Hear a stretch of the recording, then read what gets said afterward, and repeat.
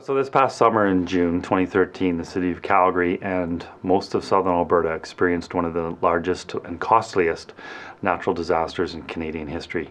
And that really put us as a municipality and us as communicators to the test. After the flood and retrospectively, I kind of had this aha moment where I said, you know what, this crisis communication plan that I've been working on so hard and researching and trying to apply best practices, I think I'm actually overthinking it too much. I think I'm trying to incorporate so much into this plan that it'll never fit anything. What I really realized in that moment when I was reflecting was we have an incredible and dynamic group of professional communicators. And what this corporate communication plan needs to do is to give all of those people a structure and a framework and some basic philosophy and guiding principles to help them get through an event like what we experienced in June. And this expression came up. It doesn't matter what tune you've practiced, a crisis will always make you sing a different song. We're very fortunate in the city of Calgary to have a very dynamic mayor, Naheed Nenshi. The man was brilliant, and during the crisis he had one philosophy that guided our response. And that philosophy was, if we know it, Calgary needs to know it. And that's right in line with open, honest, and transparent government. And we really followed that model.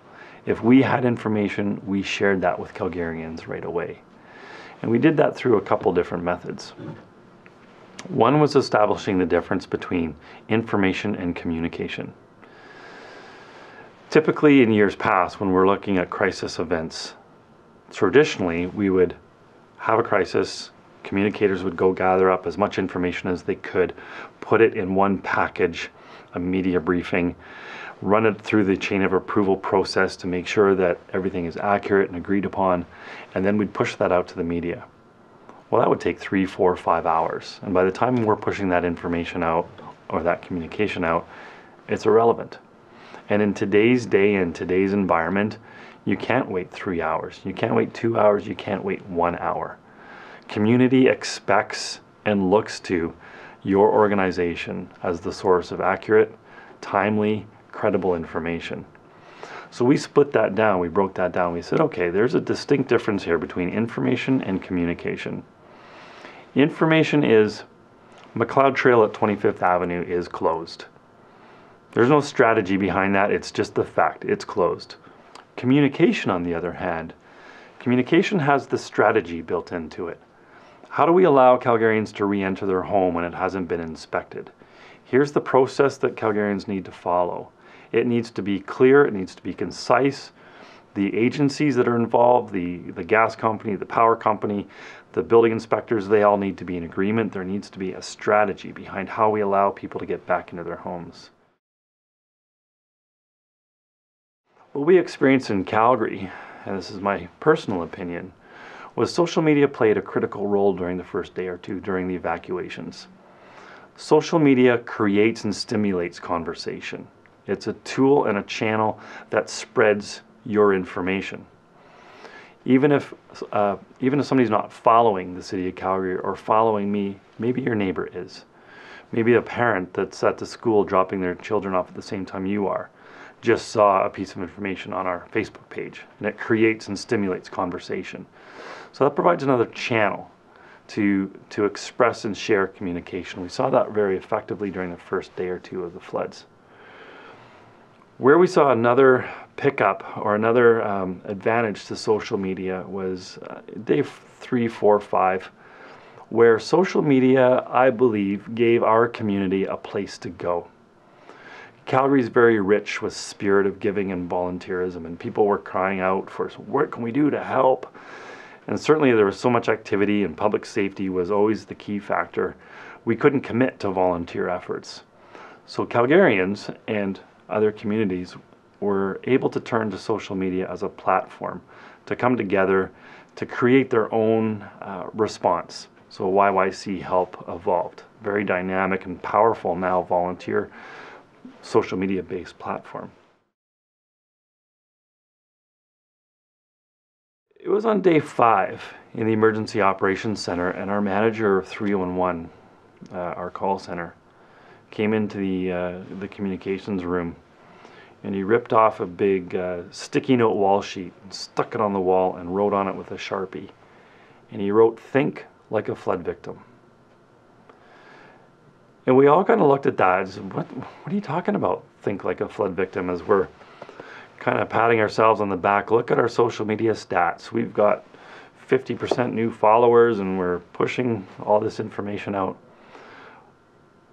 But what he meant was, think like a flood victim. The people that are returning to their homes, that have lost everything, that have been washed away, that are now digging out the muck and the sewer back up from their homes, that are throwing out their couches and sorting through trying to save photos. The power's all turned off. They're not sitting in front of their televisions. They're not sitting in front of their computers. They don't have chargers to charge their smartphones. They're up to their elbows in mud. They're not getting our message. And they're who matter most in this time of crisis. So it really allowed me to rethink and drill down on clearly identifying who our audiences are and what their needs, what specific communication tools or channels they require to receive a message. So that was very profound for me. And think like a flood victim. Or you could say, think like a _ victim. Think like a hurricane victim. Think like a typhoon victim. Think like a earthquake victim. It really is, social media, I think, is playing a critical role in helping spread the message, but we can't rely on that as our sole communication channel. We in the city, we printed off brochures, an 11-page document that was produced, hard copies that were delivered down to the communities. We had 1-page documents that were translated into 18 different languages so that each different community could have the same information. We printed off door hangers and hung it on doors so that people would receive hard copy information when they returned home. So we really, back to the basics. So during our communication response in the city of Calgary, we adopted a talk to the head and the heart approach in engaging with our citizens. And what I mean by that is through our media briefings primarily, Director Burrell, director of the Calgary Emergency Management Agency, an incredible man, very, very smart. I could call him today and say, "Hey Bruce, on June 25th, what was the flow of the Bow River below the confluence at 4 p.m.?" And he would be able to tell you, like that. Very, very smart man. So he would come out and address the media, address the press, and deliver critical information to Calgarians in a very command and structure way, very technical. Here's what's happening, here's what we're doing about it, here's our response, this is what you need to know. So provided very detailed information. The next briefing would typically be from our mayor, who wasn't as technical, but spoke more to the heart of people, connected on an emotional level, expressed sympathy, connected with them on an individual basis. So we kept that communication turning, where we flipped from speaking to your heart and speaking to your head. We needed to make sure that Calgarians had the right information, but also felt heard and felt valued.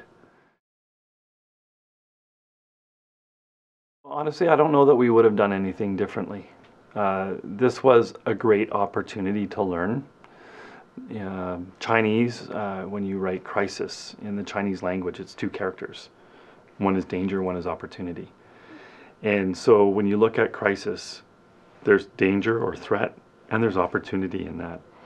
And I think doing things exactly the way we did it has really presented the city of Calgary and the world around us opportunity to learn. And if we had done things differently, I don't know that we would have learned the same lessons. So yes, lots of room to improve, lessons learned that we can walk away with.